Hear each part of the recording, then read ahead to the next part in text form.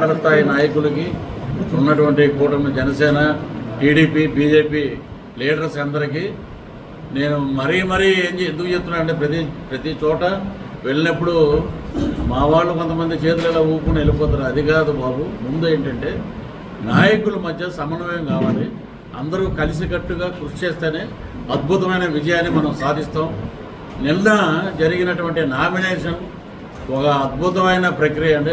అనకాపల్లి చరిత్రలో ఎంతటి ఘనంగా ఒక నామినేషన్ ప్రక్రియ జరగటం, సాయంత్రం బహిరంగ సభ ఎలా ఉందంటే ప్రజలు ఏంటంటే ఒక గెలిచిన ఉత్సాహంతో ఎంపీని ఎమ్మెల్యే గారిని ఊరేగిస్తున్నారేమో అనే భావన కలిగింది. మేము కూడా వాళ్ళతో పాటు కలిసి ప్రతి చోట అడుగుతూనే ఉన్నాం. అడుగుతుంటే ఒకటే మాట చెప్తున్నారు. రక్షణ శాఖ మంత్రి మన రాజ్నాథ్ సింగ్ గారు ఆయన ప్రసంగంలోనే మేము చెప్పింది కూడా కాదు, ఆయన మాటల్లోనే అనకాపల్లి ఈ రోజున భారతదేశంలో మనకి ఇక్కడ బెల్లానికి ప్రసిద్ధి. తిరుమల తిరుపతి వెంకటేశ్వర స్వామి ప్రసాదంలో ఇక్కడ బెల్లాన్నే వాడేవారు గతంలో. ఇప్పుడు ఏంటంటే ఈ కోడిగుడ్డు మంత్రి వచ్చాక అన్ని రకాలుగా మనకి ఇదైపోయినాయి. రాజ్నాథ్ సింగ్ గారు ఏం చెప్పారంటే భారతదేశంలో అనకాపల్లి, ఆంధ్రప్రదేశ్లో ఉన్నటువంటి అనకాపల్లి నెంబర్ 1 భూ కబ్జా. అలాగే ఇసుక దందా, ఇసుక మాఫియా యహా హో రహా హై ఔర్ లిక్కర్ మాఫియా బి హై, గంజాయి కూడా ఇక్కడి నుంచి బాగా ఇదవుతుంది అని చెప్పి కేంద్ర రక్షణ శాఖ మంత్రి బహిరంగంగా మాట్లాడారు. అంటే మన అనకాపల్లిలో ఉన్న లీడర్స్ కానీ, ఇక్కడ ఉన్నటువంటి ప్రజలు కానీ, మన పరిశ్రమలు కానీ అద్భుతమని చెప్పుకుంటారు. కానీ ఈ దౌర్భాగ్య పరిస్థితి మనకి అనకాపల్లికి అంటగట్టినటువంటి వైఎస్ జగన్మోహన్ రెడ్డి గారిని మనం క్షమించకూడదు. ఎందుకంటే స్కూలు పిల్లలు ఆ బ్యాగుల్లో నాకు నిన్న తెలిసింది, నాకు స్కూలు పిల్లల బ్యాగులో గంజాయి పొట్టాలు వేసేసి పలానా చోటకి తీసుకెళ్ళి పలానా వ్యక్తికి ఇచ్చేయండి అని అంటే వాడు దొరక్కపోతే దొరికితే దొంగ వాడిని జైల్లో పెట్టేస్తున్నారు. ఇది జరుగుతుంది. చుట్టుపక్కలంతా డెరివేరియన్ అయిపోతుంది. హైదరాబాద్లో ఉన్నటువంటి యువత అంతా అన్ఎంప్లాయ్మెంట్ ప్రాబ్లం తోటి చాలామంది ఎక్కువ మోస్ట్ ప్రాబ్లమ్లీ ఈ ఉత్తరాంధ్ర నుంచి ఎక్కువ, అనకాపల్లి నుంచి కానీ, అటు విశాఖపట్నం నుంచి కానీ, శ్రీకాకుళం నుంచి కానీ, హైదరాబాద్లో వాళ్ళు చదువుకున్న చదువులు ఒక ఎంబీఏ బీటెక్ చదివిన వాళ్ళు కూడా 10,000కి 15,000కి పనిచేస్తున్నారు. ఎందుకంటే ఏం చేస్తాం సార్, దుర్మార్గుడు జాబ్ క్యాలెండర్ అన్నాడు, వాడు బొంద క్యాలెండర్ అన్నాడు, నెత్తి మీద చేయి పెట్టాడు. చేయి పెట్టి మేము ఉన్నాం కదా, 10 ఏళ్ళు కాపురం చేసాం అక్కడ. ఆ దౌర్భాగ్యుడి దగ్గర 10 ఏళ్ళు కాపురం చేసాం. కరెక్ట్గా ఎలక్షన్ వచ్చే టైంకి ఏం చేస్తాడంటే ఒక కోడికత్తి, ఇప్పుడు ఏదో వర్షం 2 పెట్టాడు గులకరాయి. ఇవి మాట్లాడదాం తర్వాత. అన్ఎంప్లాయ్మెంట్ గురించి పాపం బిడ్డలు చాలామంది హైదరాబాద్లో పనిచేస్తున్నారు. వాళ్ళని చూసి నిజంగా గుండె తరుక్కుపోతుంది. మరి ఇక్కడ ఉన్న తల్లిదండ్రులను వదిలిపెట్టి వాళ్ళు వెళ్ళి వాళ్ళ కోసం అని చెప్పి ఒక పూటైనా భోజనం చేస్తారని చెప్పి మాకు చదువు నేర్పారు.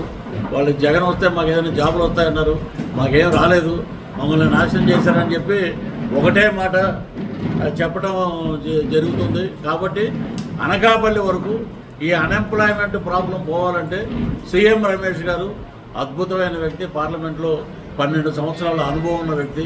వారు ఇక్కడ ఉంటే ఏంటంటే ఆల్రెడీ వాళ్ళు పెద్ద ఇండస్ట్రీస్లో అయినా ఎన్నో కర్మాగారాలు, ఎన్నో ఫ్యాక్టరీలు పెట్టారు. అలాంటి వ్యక్తి ఇక్కడ ఉంటే ప్రజలు, ఆ యూత్ ఏమడుగుతారంటే అనకాపల్లిలో పొద్దున్న మేము మార్నింగ్ వాక్ లాగా వెళ్ళి ప్రజల దగ్గరికి వెళ్తే అక్కడెక్కడ మేము టిఫిన్ చేసి టీ తాగిన చోటంతా ఏమన్నా మేము దండం పెడతామంటే సీఎం రమేష్ గారిని మేము గెలిపించుకుంటాం, ఇక్కడ పరిశ్రమలు వస్తాయి, మాకు ఉపాధి దొరుకుద్ది. అనకాపల్లి బ్రహ్మాండంగా భారతదేశ చరిత్రలో అనకాపల్లి ఒక అద్భుతంగా ఉంటుంది. కాబట్టి మేము మా గుర్తు ఏంటని కూడా అడిగాం ప్రజల్లో. మేము ఒకటే చెప్తున్నారు, లోటస్ కలువు పోండి అక్కడ కొనసాల గారికి గ్లాస్ అంటని గుర్తు కూడా జనాల్లోకి బాగా వెళ్ళిపోయింది. ఏంటంటే వీళ్ళు చేసేది ఏంటంటే ఒక క్యాస్ట్ ఫీలింగ్ ఒకటి తెచ్చి రెడ్లు మరి రెడ్లలో చాలామంది మంచి వాళ్ళు ఉన్నారు. ఇలాంటి వాడిని ఎక్కడ మనం చూడలేదు. ఈ గవర్నమెంట్ మనం అసలు ఇంతవరకు ఈ చరిత్రలో, మేము చూసిన చరిత్రలో అయితే ఇలాంటి ముఖ్యమంత్రిని ఎప్పుడూ చూడలేదు. తెర మీదకి సీఎం రమేష్ గారు నాలుగు కడప నుంచి వచ్చిన వ్యక్తి. నువ్వు కడప నుంచి పోటీ చేసి వస్తే కడపలో అక్కడ ఏడవలసి నేను తీసుకొచ్చి ఇక్కడ ముఖ్యమంత్రిని చేశాను ఇక్కడ ఆంధ్ర రాష్ట్రంలో. అలాగే మీ అమ్మగారు మరి అప్పుడు ఎలక్షన్లో మీరు వైజాగ్ ఎంపీగా నిలబెట్టారుగా విజయమ్మ గారిని. అప్పుడు ఆమె లోకల్, నాన్ లోకల్ కదా, ఇది ఏంటంటే పనిచేసేటప్పుడు ఒక మంచి నాయకుడు, గల ఉన్న నాయకుడు, మామూలుగా ఉన్న వ్యక్తి కాదు ఆయన. ఏదైనా సమస్య మీద గట్టిగా మాట్లాడే వ్యక్తి సీఎం రమేష్ గారు. అటువంటి వ్యక్తి మనకి పార్లమెంట్కి వెళ్తే అనకాపల్లి చరిత్ర బాగుపడుద్ది. ఎస్, అనకాపల్లి ప్రజలు రేపు పొద్దున్న ఏమనుకుంటారంటే మా అనకాపల్లి సీఎం రమేష్ గారు రేపు కేంద్ర మంత్రి అయ్యే అవకాశం కూడా ఉంది. ఎందుకంటే మూడోసారి కూడా ప్రజలు మోదీ వైపే ఉన్నారు, సర్వేలన్నీ అవే చెప్తున్నాయి. కాబట్టి ఒక కేంద్ర మంత్రి, ఒక రాష్ట్ర మంత్రి అయ్యే చరిత్ర అనకాపల్లికి ఉంది. కాబట్టి మనం అందరం బ్రహ్మాండంగా దీని మీద ప్రజల్లో అవగాహన తీసుకొచ్చి, ఎందుకంటే నాయకులు అందరికీ తెలుసు ఎక్కడెక్కడ ఏ లోటుపాట్లు ఉన్నాయో అవన్నీ సర్దిద్దుతున్నారు. 24 అవర్స్ పనిచేస్తున్నారు. ఇక్కడ అందరూ ఈసారి గొప్ప విషయం ఏంటంటే కలిసికట్టుగా కూటమి అభ్యర్థులు అద్భుతంగా పనిచేస్తారు ప్రతి చోట.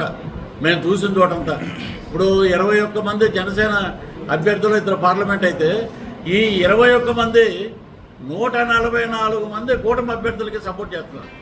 ఇది గొప్ప పరిణామం. ఇది ఇలాగా మొత్తం రాష్ట్రం అంతా ఒకటే అండి. నేను చెప్పే స్లోగన్ ఎక్కడికి వెళ్ళినా జగన్మోహన్ రెడ్డి లాంటి వ్యక్తి స్ట్రీట్కి ఒకడు ఉంటాడు, పవన్ కళ్యాణ్ లాంటి వ్యక్తి స్టేట్కి ఒకడు ఉంటాడు. కాబట్టి మనం ఏంటంటే ఆయనతో పాటు మేము ఉన్నాం కాబట్టి చిత్ర పరిశ్రమలో 7 కోట్లు ఆ మధ్య లాస్ట్ ఇయర్ 7 కోట్లు ఇన్కమ్ ట్యాక్స్ కట్టాల్సి వస్తే వేరే చోట వెళ్ళి అప్పు తీసుకొచ్చాం. దాన్ని నేను కూడా ఉన్నా పక్కన. ఆయన కౌలు రైతులకి మరి చనిపోయిన ప్రతి కౌలు రైతుకి ₹1,00,000 ఇచ్చిన చరిత్ర పవన్ కళ్యాణ్ గారిది. ఆయన ఒకటే అన్నారు, చంద్రబాబు గారు కానీ బీజేపీ నాయకులు కానీ ఇది బాగా జనాల్లో తీసుకెళ్ళండి, కూటమి వస్తే ఎక్కడ పథకాలు ఆగిపోతాయి, కూటమి వస్తే ఎవరిని రానివ్వరు అని అంటే ఒకటే చెప్పారు 3 లీడర్లు. మా దగ్గర అధికారం లేకపోయినా మేము డబ్బులు ఇస్తున్నాం, రేపు అధికారం ఉంటే ₹10 ఎక్కువ వేసి మీ పథకాలన్నీ మేము కంటిన్యూ చేస్తాం. కానీ ఈ దిక్కుమాలిన భూములు అంటే 25 మంది ఎంపీలు నాకు ఇస్తే మెడలు వచ్చేస్తాం, మరి ప్రత్యేక రాష్ట్రం తెచ్చేస్తాం, ప్రత్యేక హోదా తెచ్చేస్తాం. ఇన్ని మాటలు మాట్లాడారు కదా, ప్రత్యేక హోదా తెచ్చాడో లేదో అది పక్కన పెడితే ఒకటేమో రాజధాని అని ఒక బాటిల్, స్పెషల్ స్టేటస్ అని ఒక బాటిల్, భూమి అని ఒకటి, ఆరోగ్యాలు పోగొట్టి ప్రజలు నాశనం అయిపోతున్నారు. ఎంతోమంది చనిపోయారు దీని మీద. ఇంకోటి భూగుమ్మ రాజీనామాలు చేసేయండి, వాలంటీర్ వ్యవస్థ మేము వచ్చాక మళ్ళీ మీకు ఇస్తూ ఉంటుంది. ఇది ఎందుకు చెప్తున్నానంటే వాళ్ళ దగ్గర ఈ అస్త్రం ఒకటి ఉంది. ఏంటంటే ఒక్కోటి వదులుతుంటారు అన్నమాట. మూకుమ్మడి రాజీనామాలు చేశాక రేపు పొద్దున అడుగుతుంటే ఏమి ఉండవు, ఎవడో పట్టించుకోరు. ఇలాంటి ఒక అగమ్య గోచరమైన పరిస్థితుల్లో ఒక బెదిరింపులకి మరి ఇన్ని రకాలుగా అర్ధరాత్రి వచ్చి నిన్న ఎంపీ గారు సీఎం రమేష్ గారు కూడా మాట్లాడారు. అర్ధరాత్రి వచ్చి ఒక 2:30కి నేను ఫ్లైట్ లేట్ అయ్యి వచ్చినడికి 3ంటికి దన్మని తలుపులు ఓపెన్ చేసి ఒక సిఐ గారు కానీ ఒక 7-8 కానిస్టేబుల్స్ కానీ ఆయన లోపల నుంచి అలాగా పెట్టుకుంటూ వచ్చేస్తున్నాడు కెమెరాలాగా. ఏ తప్పులు చేసామో మేము ఉగ్రవాదులు, మేము స్టార్ క్యాంపెయినర్గా వచ్చాము, ఉగ్రవాదుల్లాగా మీరు అలా రికార్డ్ చేస్తారు ఏంటంటే, లేదంటే జస్ట్ వెరిఫికేషన్కి వచ్చామన్నారు. అది కరెక్ట్ కాదండి. మళ్ళీ ఆయన ఏమంటాడంటే ఇంకోటి దాంట్లో ఒక చిన్న స్కామ్ నాకు కనపడింది. అదే సార్ పుదుగారు ఇక్కడ ఎవరో లేడీస్ మీద ఫోటో దిగాలంటున్నారండి. ఆ టైంలో లేడీస్ ఎక్కడి నుంచి ఉంటారండి? తెల్లారుజామున 3 గంటలకి. ఇవన్నీ ఏంటంటే అక్కడ నిన్న నామినేషన్ అయ్యాక వెళ్ళినప్పుడు రమేష్ గారు నామినేషన్కి వెళ్ళినప్పుడు అక్కడ డిఎస్పీ గారు కూర్చున్నారట. మరి ఇలాంటి చర్యలన్నీ ఉన్నాయి. పత్రికాముఖంగా మీరు ఖండించాలంటే మా కార్లు ఎక్కడున్నా ఆపేసి ఒక ఏమంటే సార్ ఇది 1,50,000 ఉందంటే నాకు 50,000 కూడా నేను జేబులో పెట్టుకోకపోతే ఎందుకే, మరి ఎవడైనా మంచినీళ్ళు ఇస్తే మీ సేమ్ జగన్మోహన్ రెడ్డి ఇస్తాడు మాకు, లేదా ఏదైనా వెళ్తున్నాం హైవే మీద కాఫీ తాగుతున్నాం మీరు ఏమైనా ఇస్తారా మాకు? ఉన్నారు 5 మా టీంలో 5 దగ్గర 5 బాధ్యతలు ఉన్నాయనుకుందామంటే లేదంటే డబ్బులు ఇక్కడ పెట్టేయండి అన్నారు. దీని మీద కూడా ఉన్నారా మీరు అని చెప్పి ఇచ్చేసాం.